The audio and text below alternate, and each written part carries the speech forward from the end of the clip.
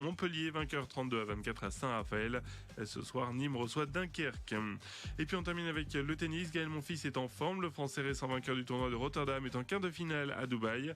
Après avoir sorti Cilic et Baghdatis au tour précédent, il affronte aujourd'hui le Lituanien Berankis. Voilà pour l'essentiel de l'actu sport. Je vous souhaite une très belle journée. L'invité du jour. Dans 2 jours, à cette heure-ci, elles seront dans le désert marocain, dans le Sahara, pour marcher tout simplement et marcher pour une bonne cause. On va vous expliquer ce joli projet sportif et solidaire des filles de la Mater, c'est comme ça qu'on les appelle. Avec nous ce matin, Audrey Sureau. Bonjour Audrey. Bonjour. Et merci d'être avec nous, Émilie Casal. Salut Émilie. Bonjour. Et merci d'être avec nous ce matin. Vous êtes, vous allez être 4 à partir. Finalement, on va saluer toutes les autres. Marie, Salia, Isabelle, et puis il y a Émilie en plus qui a vraiment œuvré dans ce projet. Donc on le dit, ce trek Elle Marche, trek solidaire. Alors expliquez-nous déjà ce que c'est tout simplement. Je le disais tout à l'heure, c'est quoi? C'est en gros 100 km à pied à faire avec comme seule arme une boussole et une carte. En gros, j'ai bien résumé. C'est ça, c'est un peu ça. On a 25 km à faire par jour. Tous les soirs, on aura une carte et un plan de route avec juste des points GPS. Il va falloir qu'on les place sur la carte et qu'avec notre boussole, notre compas de visée, on arrive à trouver le cap. D'accord. Avec, me semble-t-il, j'ai lu un petit peu sur le site de l'organisateur, des petites énigmes, des défis qui vont ponctuer un peu tout ça, quoi. Ouais, on a 3 balises par jour à trouver. Et à chaque balise, il y aura des petits défis à faire avec notamment des questions sur le Maroc. Donc là, ça sera plus les filles qui seront au taquet. Mhm. On va essayer de réussir. Et comment ça se passe? Il y a un classement après en fonction de... C'est pas quelque chose... Il n'y a pas forcément de la vitesse qui compte, hein, c'est pas ça, il y a une question de rapidité. C'est pas tant la vitesse qui compte, c'est plus les défis, si on les réussit. Ouais. On compte Faire le moins de kilomètres possible. Ouais, essayer de faire des routes un peu droites. On va voir. Il va falloir pas les perdre dans le désert en fait.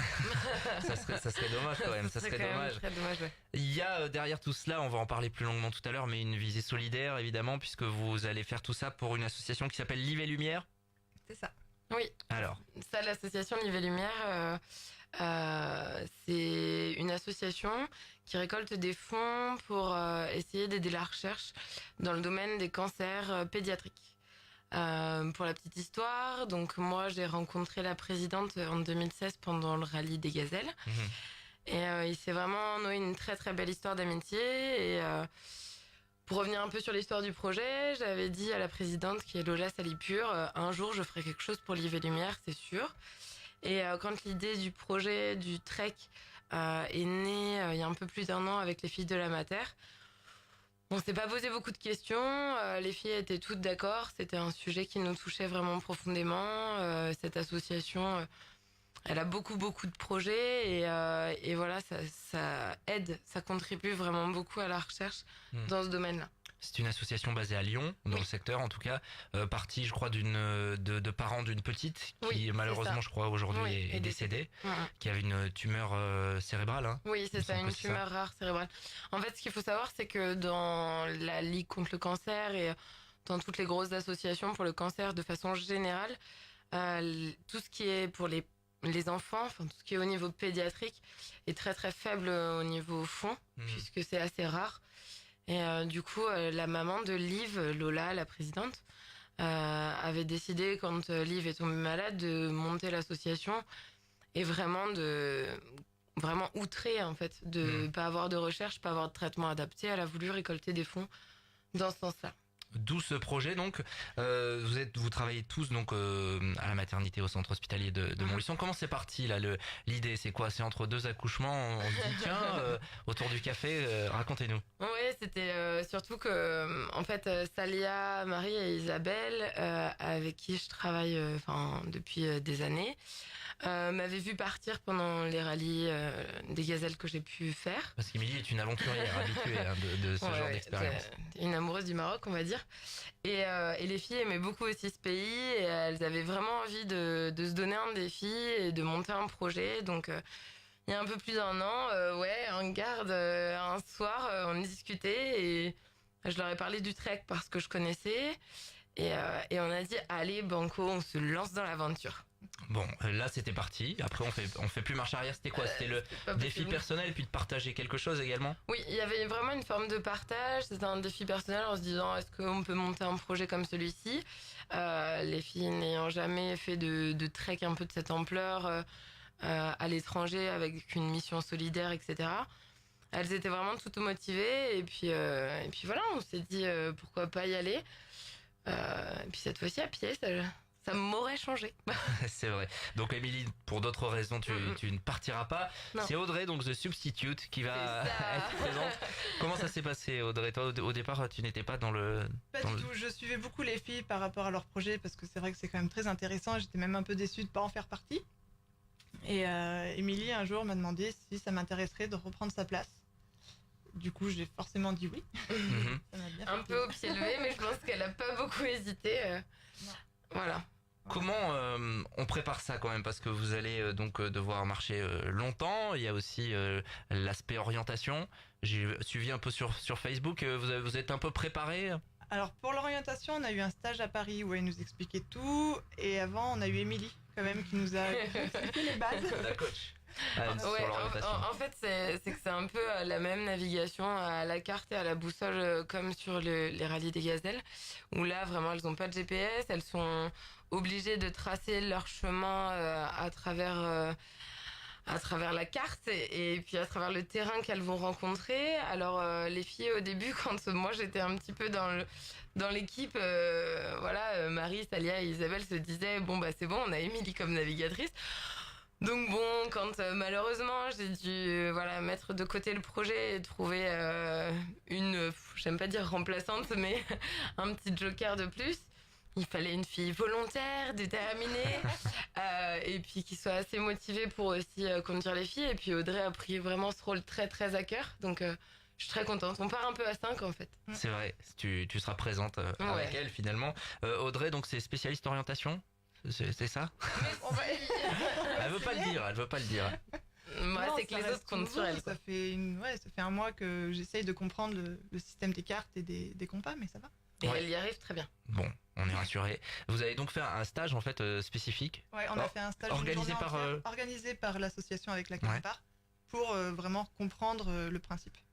Ouais, parce que bon, il faut se rendre compte évidemment que voilà, c'est pas l'avenue de la République ou le boulevard de Courterre, il n'y a pas de point de repère, ça va être forcément plus compliqué.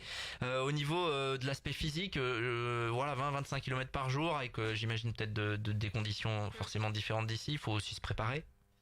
On a peut-être un peu pêché sur ça. Après, on part avec une marathonienne, Salia qui fait beaucoup de marche nordique, Marie qui est une enseignante balleuse. Ça devrait le faire, c'est tout dans la tête. Mm. Oui, voilà, c'est ça. La douleur n'est qu'une information. Ouais, il y a quand même une base Oui, au niveau oui, physique. on a une On base part pas. physique. Oui, oui, on s'entretient. Comment ça se passe après sur place? Ça va être tous les soirs bivouac. C'est ça. Tous les soirs, on est censé trouver notre bivouac. Censé. Si jamais on se perd, il vient nous chercher quand même, qu'on rassure nos parents. Et du coup, au bivouac, là, on a la carte du lendemain où on peut préparer tranquillement le chemin. Et donc ça, c'est pendant 4 jours. On marche pendant 4 jours et le 5e jour, c'est une journée solidaire où là, il y a 200 filles qui vont planter des arbres pour les villageois là-bas. On va réparer des murs d'enceinte, construire des puits, colmater des murs, enfin voilà. Ouais, il est important ce 5e jour aussi. Ouais, C'est aussi ouais, pour ouais, ça c'est pour ça aussi qu'on part, oui. que vous y allez. Audrey, toi, c'est ta première expérience de ce type ou tu as déjà fait des raids, des choses comme C'est ça? la première expérience. Entre collègues aussi, il peut y avoir un petit peu avec la fatigue de tension, ça c'est quelque chose que vous envisagez? Oui, ou- ça, on l'envisage très bien. Bon, Mais c'est bon. je pense que ça va être vraiment du bonheur et que voilà, ça va être des broutilles après.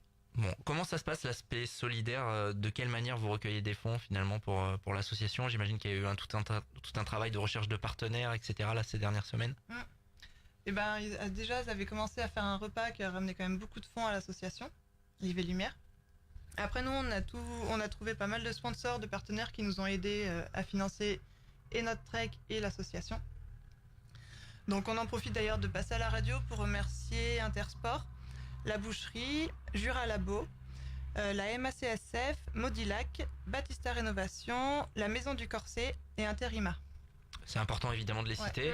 Ouais. Ils ont été séduits par votre projet finalement un petit peu quelque part. Ouais, en général, dès qu'on parle de ce projet, ça intéresse.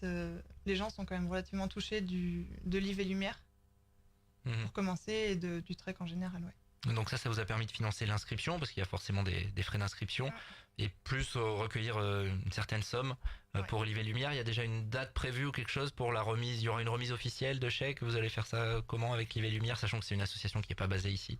On n'a pas encore prévu de date. Après, moi, j'ai régulièrement, du coup, la présidente par téléphone, par SMS.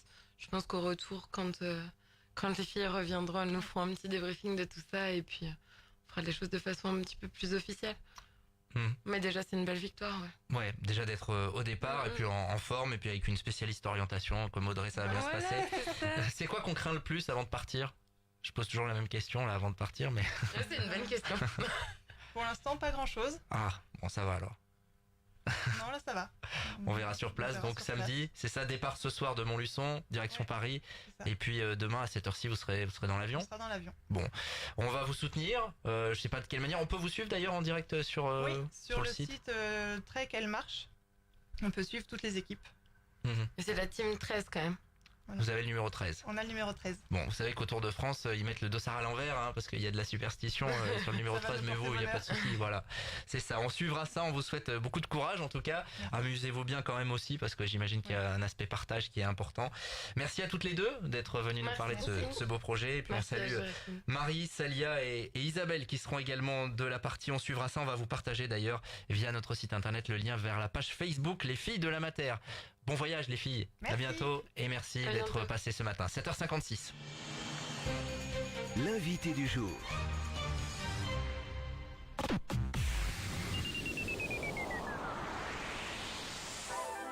Du 1er au 8 mars, c'est la Ladies Week au casino de Néry-les-Bains. Tentez votre chance et gagnez un relooking de star avec séance